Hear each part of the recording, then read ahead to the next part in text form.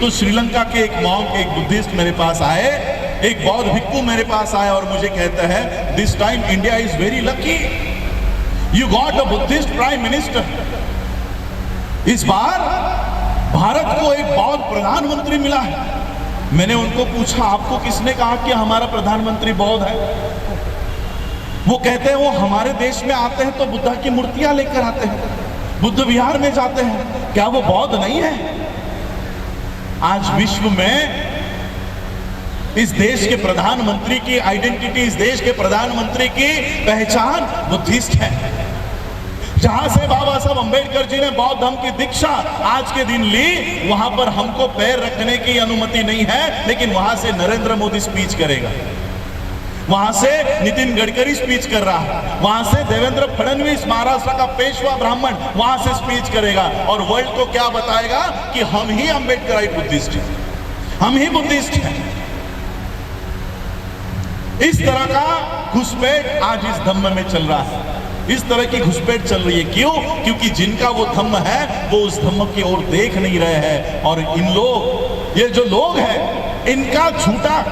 इनका झूठा वो हमारे हाथ में दे रहे हैं और हमारी सोने की थाली वो चुरा कर लेकर जा रहे हैं। हम उनके झूठे 33 करोड़ देवी देवताओं के चक्कर में पड़े हुए हैं और वो हमारा सोने का बुद्ध उठाकर घूम रहे हैं।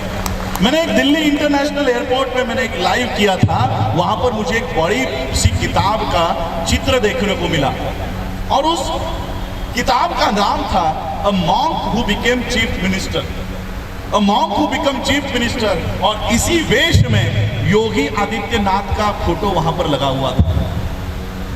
यानी ये विदेशों में क्या प्रचार करते हैं कि उत्तर प्रदेश का चीफ मिनिस्टर ये बौद्ध भिक्षु है, इस देश का प्रधानमंत्री एक बौद्ध प्रधानमंत्री है। इस तरह का प्रचार कर करके वो सारे बाबा साहब ने आपको दिए हुए अधिकार वो चुरा कर लेकर जा रहे हैं और आपको महार, चमार, वाल्मीकि, जाठव और गडियारा, पता नहीं किस किस नामों से वो आपको संबोध रहे हैं। और इसलिए हम लोगों को बाबा साहब अंबेडकर जी ने जो बौद्ध धर्म के मार्ग पर हम लोगों को चलना सिखाया है, उसके ऊपर जाना हम लोगों को चलना, उसके ऊपर जाना सीखना चाहिए। बाबा साहब अंबेडकर जी ने हम लोगों को उस समय कहा था कि ये रिजर्वेशन के लिए अगर आप लोग बौद्ध धर्म की ओर आने से बच रहे हो, बाबा साहब अंबेडकर जी ने कहा कि ये रिजर्वेशन मैंने ही आप लोगों को दिया है, मैंने ही आप लोगों को दिया है और ये मत समझो कि बौद्ध होने के बाद आपके अधिकार चले जाएंगे। बाबा साहब ने कहा आप बौद्ध बिंदास बौद्ध बन जाओ, आपके सारे अधिकार मेरे कोर्ट के खिसे में सुरक्षित है। बाबा साहब ने हमारा वो प्रावधान कर रखा है। हम लोगों को ये सरकार, ये व्यवस्था ये डरा कर धमका कर रखी है कि अगर आपने हिंदू धर्म का त्याग किया तो आपके अधिकार चले जाएंगे, आप लोगों के अधिकार चले जाएंगे। और इसलिए हम लोगों को ये डरा धमका कर हिंदू धर्म में आप लोगों को फंसा कर रख रहे हैं। इसलिए हम लोगों को खुले तौर से बौद्ध धर्म की दीक्षा आज के दिन देखिए, आज हम लोग सब इकट्ठा हुए हैं, अशोका विजयादशमी को मना रहे हैं। हम लोगों को बाबा साहब अंबेडकर जी, हम सभी लोग बाबा साहब अंबेडकर जी के अनुयायी हैं। जो काम हमारे महापुरुषों ने किया उसका अनुकरण हमें करना चाहिए। सिर्फ बाबा साहब अंबेडकर जी को आकर माथा टेकने से, हाथ जोड़ने से, फूल चढ़ाने से, कैंडल जलाने से बाबा साहब के ऋण कभी नहीं फिटने वाले हैं। इसलिए हम लोगों को बाबा साहब ने जो काम किया है, जो दिशा बताई है, उसका अनुकरण हम लोगों को करना चाहिए। मैं इसलिए आज आप लोगों के समक्ष आया हूँ क्योंकि मैंने भंडारी जी से कहा था कि मुझे बम्बई से ऑस्ट्रेलिया जाना है, मैं दिल्ली नहीं आ पाऊंगा, लेकिन फिर भी मैं आज आप लोगों के यहाँ आया कि राजेंद्र पाल गौतम जी के माध्यम से पूरे देश भर में, सिर्फ दिल्ली में ही नहीं, आज भी एट ए टाइम कितने कई सारे राज्यों में जय भीम मिशन हो, बुद्धिस्ट सोसाइटी ऑफ इंडिया हो, हम लोग काम कर रहे हैं और एक बहुत बड़ा मैसेज वर्ल्ड को देने वाले हैं, पूरे विश्व को देने वाले हैं। यहाँ पर कम से कम हम लोग 5 करोड़ के संख्या में लोगों को बौद्ध दीक्षा का कार्यक्रम हम लोग आयोजित कर रहे हैं। हमारे पास आज साधन नहीं है, हमारी इस जानकारी को कोई टीवी चैनल वाला नहीं दिखाएगा, कोई न्यूज़पेपर वाला नहीं छापेगा, इसलिए हमें भी उनके टीवी चैनल पर और न्यूज़पेपर का इस्तेमाल हम भी नहीं करना चाहते। जिस तरह से तथागत बुद्ध ने काम किया, 2 पैरों के बलबूते पर, एक गले के बलबूते पर, उन्होंने उनका धम्म, उनका संदेश पूरे विश्व में पहुंचाया।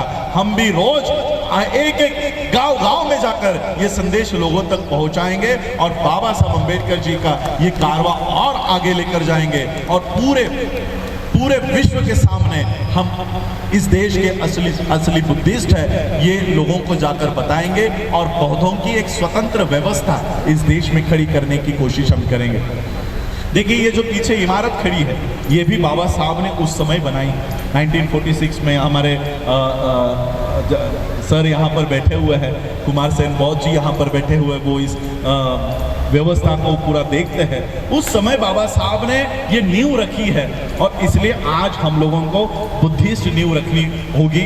हमारे खुद के एजुकेशन सिस्टम, हमारी खुद की बैंकिंग सिस्टम, हमारी खुद के हेल्थ सिस्टम, इसके ऊपर हमको काम करना है। हम बौद्धों के लिए आज मैं श्रामणेर इसलिए बना हूँ क्योंकि श्रामणेर अवस्था में ही मैं वर्ल्ड के बुद्धिस्टों को जाकर बताऊंगा कि भारत में बौद्धिज्म को अगर रिवाइव करना है, सरवाइव करना है, तो हमें ये सारी व्यवस्था भारत में खड़ी करनी होगी। आज जो लोग बौद्ध धर्म में घुस पड़े हैं, नरेंद्र मोदी हो, योगी हो, जो बुद्धिज्म के नाम पर सारा फंड वो ब्राह्मणी व्यवस्था को डाइवर्ट करते हैं, उन लोगों को खुला करने का काम, उन लोगों का षड्यंत्र खुला करने का काम मैं वर्ल्ड के माध्यम से वहाँ पर कर रहा हूँ और भारत के असली बौद्धों का वहाँ पर सब लोग हम वहाँ पर पहचान बनाने का काम कर रहे हैं। तो आप सभी लोगों का स्वागत है। आज आप लोग बौद्ध धर्म की दीक्षा यहाँ पर लीजिए और अपने आप को ऑफिशियली बुद्धिस्ट डिक्लेयर कीजिए। आपका कोई रिजर्वेशन नहीं जाएगा। और रिजर्वेशन के बारे में भी बताना चाहता हूँ, निर्मला सीतारमण का नाम आपने सुना है, इस देश की फाइनेंस मिनिस्टर है। उसने 1.5 साल पहले अनाउंस कर दिया है कि देश के सारे पब्लिक सेक्टर हम बेचने वाले हैं, 2 साल में बेचने वाले हैं। एयर इंडिया बेच दी, कई सारे बैंक बेच दिए हैं, कई सारे बैंक खत्म हो गए हैं। अब कई सारे जितने भी पब्लिक सेक्टर है, रेलवे बेच रहे हैं। जहां पर हमारी नौकरियां हैं वहां की सारी व्यवस्था ये बेच रहे हैं। संसद में ये सवाल उठा कि आप सब पब्लिक सेक्टर बेचने वाले हो तो रिजर्वेशन प्राइवेट सेक्टर में मिलेगा या नहीं। संसद ने क्लियर किया कि प्राइवेट सेक्टर में रिजर्वेशन नहीं मिलेगा, यानी पब्लिक सेक्टर खत्म, प्राइवेट सेक्टर में रिजर्वेशन नहीं। अब जिस रिजर्वेशन के लिए आप जातियों को छोड़ने को तैयार नहीं थे, अब वो नौकरियां ही नहीं बची। अब आपके पास कोई दूसरा मार्ग नहीं है।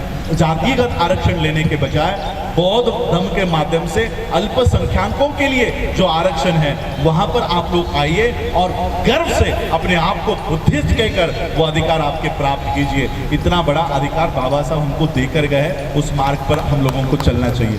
और इसलिए बाबा साहब ने हमें 128 देशों से जोड़ रखा है। एक दिन इस देश में ऐसा आएगा कि राजस्थान हो, हरियाणा हो, उत्तर प्रदेश हो, दिल्ली हो, हमारे किसी भी मनीषा के ऊपर, हमारे किसी भी बच्चे के ऊपर अगर अन्याय हो, अत्याचार हो, तो इस देश का प्रधानमंत्री नहीं, किसी स्टेट का मुख्यमंत्री नहीं, किसी स्टेट का, किसी डिस्ट्रिक्ट का कलेक्टर नहीं, इस देश, इस विश्व के सारे बौद्ध देश हमारे लिए आवाज उठाएंगे। ऐसी नौबत इस देश में हम लोग लाकर हम वो चित्र यहाँ पर खड़ा करेंगे। आप सभी लोगों का आज इस धम्म दीक्षा के समारोह में आप सभी लोगों का स्वागत है। बाबा साहब ने उस दीक्षा समारोह में, दीक्षा होने के बाद बाबा साहब ने एक बात कही थी। बाबा साहब ने कहा, आज बाबा साहब ने मराठी में कहा था कि आज माझी नरकातून सुटका झाली, यानी आज मैं नरक से बाहर आया, ऐसे मुझे लग रहा है। बाबा साहब ने जब बौद्ध धर्म की दीक्षा ली तो बाबा साहब ने ये उद्गार निकाले कि आज मैं नरक को छोड़कर बाहर आ रहा हूँ। हिंदू धर्म या ब्राह्मण धर्म ये नरक के समान है।